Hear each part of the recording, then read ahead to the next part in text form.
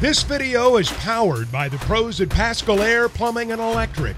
Arkansas owned, Arkansas operated. GoPascal.com. I'll tell you, who always brings it on a Tuesday is our friend Tom Murphy of the Arkansas Democrat-Gazette and Whole Hog Sports. Plenty to discuss with Tom. We got baseball today, basketball coming up on Thursday. Thomas, we welcome you in this morning. I've never been to Vegas. Have you ever been to Vegas? I have been to Vegas. I was covering Louisiana Tech back in the day, and they were in the Big West Conference.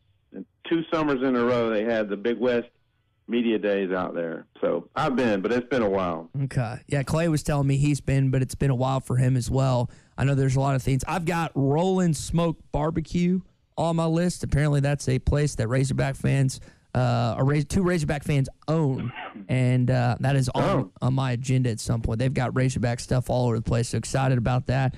And excited to see this team back in action on Thursday, 6:15 Central Time, 4:15 Vegas time if you're going out there.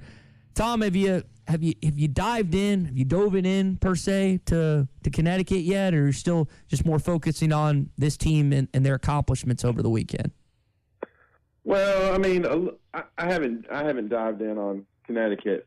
I've watched some of the game, but I'll tell you, this is my take.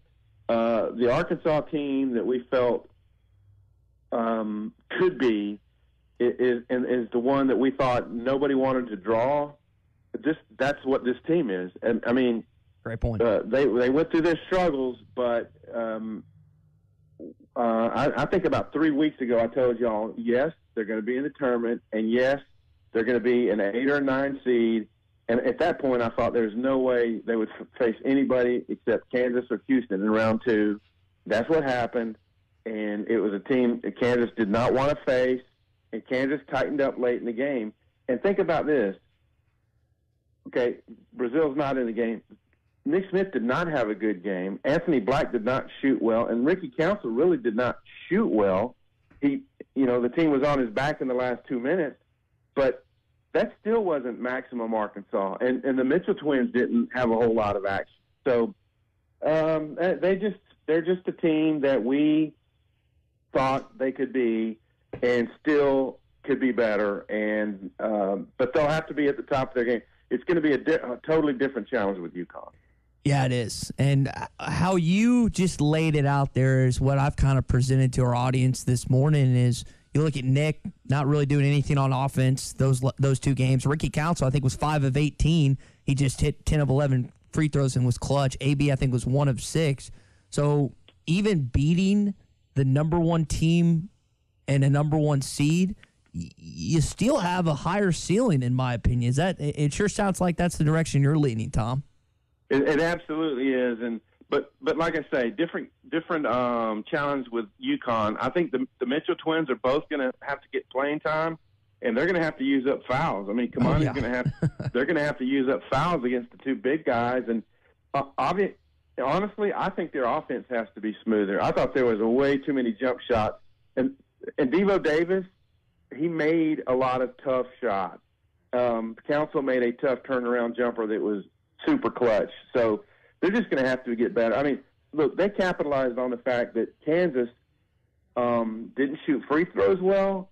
You look back through the game, that 10-second call they had with about 4 minutes left, Kansas was ahead by 4 at that point and could have gone up by 6 or 7, and they get a 10-second call. So rare, and yet what a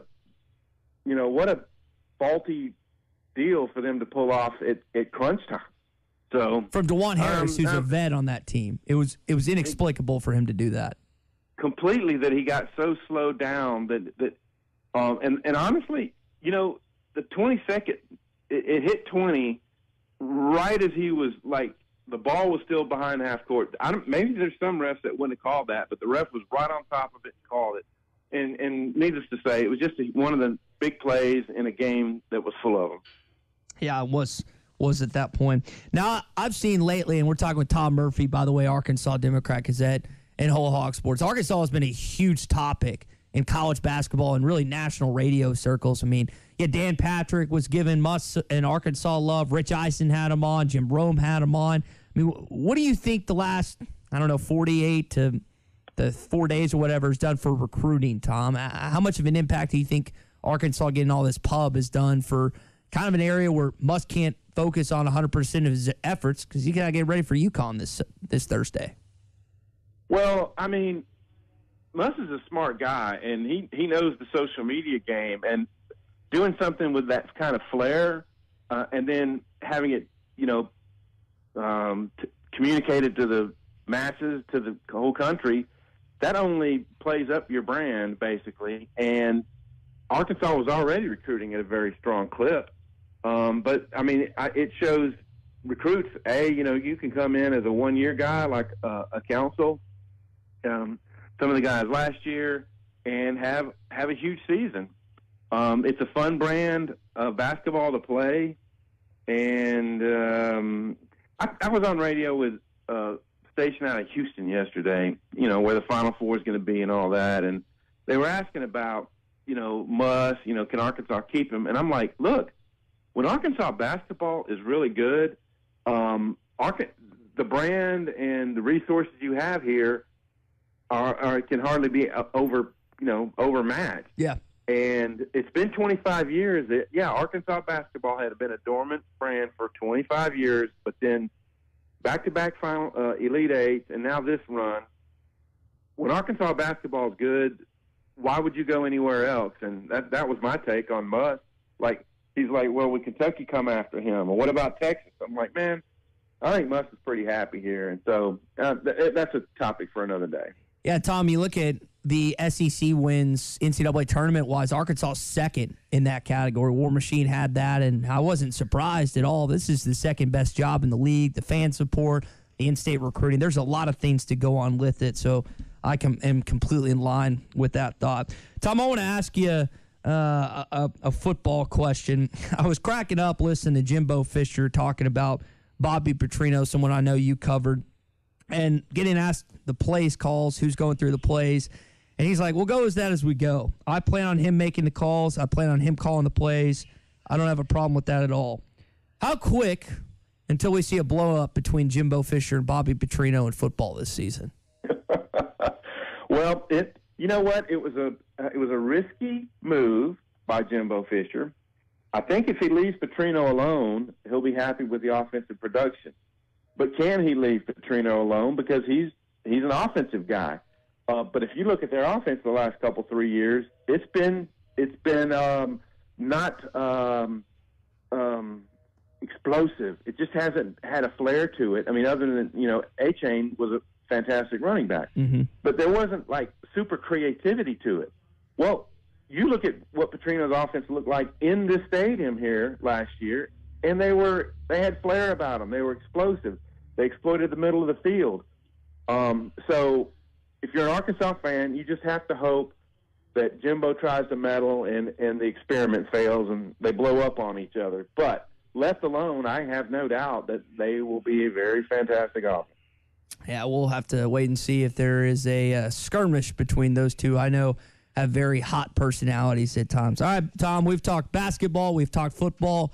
Baseball question before we let you go. Last game of the homestand, 18 straight in Baum Walker. Then they'll finally go on the road to Baton Rouge this weekend. Top 5 in the D1 baseball poll. I know Bybee's on the mound for the Hogs today. As they close out this homestand and they get ready for LSU, who we know is a prolific team in the West, what do you need to see from this team who just dominated Auburn this weekend before they take on the Tigers?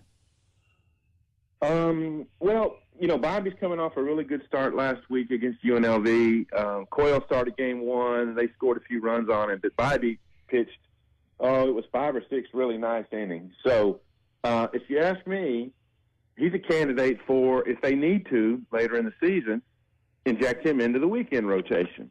The hitting's been good. Wagner's continued his run. They've been a home run, and it's 15 or 16. I think it's 16 consecutive games now. Might be 15. But, SEMO, pretty quality team, but Arkansas should win the game. And, I mean, their winning streak is 13 games, so it's starting to reach a level. The school record is 18, and they got LSU coming up. So that might be hard to attain. But still, They've shown that they can hit with people, score runs, hit with power, hit for average, hit the opposite way, work pitches. I like the depth of their batting order. Harold Cole's come on at third base where, they tried Cali and Jones, and those guys might get another shot at some point. But they've seemingly, at this point, managed without Tiger and without Cody Frank and obviously Jackson Wiggins. But I think it's going to be tested even further starting this weekend. Tom, we'll leave it there, man. We appreciate you talking all things with us. By the way, it's National Hard Taco Day, so make sure you get a crunchy taco later on today, and we'll do it again on Thursday prior to Arkansas taking on UConn. All right, sounds good, man, and I'll find me a taco. See y'all. BetOnline remains your number one source for all your college basketball betting this season. Get analysis of every play, prop, and point at BetOnline. You'll find the latest odds, bracket contests, team matchups, and game trends at BetOnline. Updated odds for everything from live games right through the Final Four and the championship game. BetOnline is where your college basketball headquarters are this season. Head to the website today or use your mobile device to sign up and receive your 50% welcome bonus on your first deposit. Be sure to use our promo code BELIEVE to receive your bonus. That's BLEAV. BetOnline.ag, where the game starts.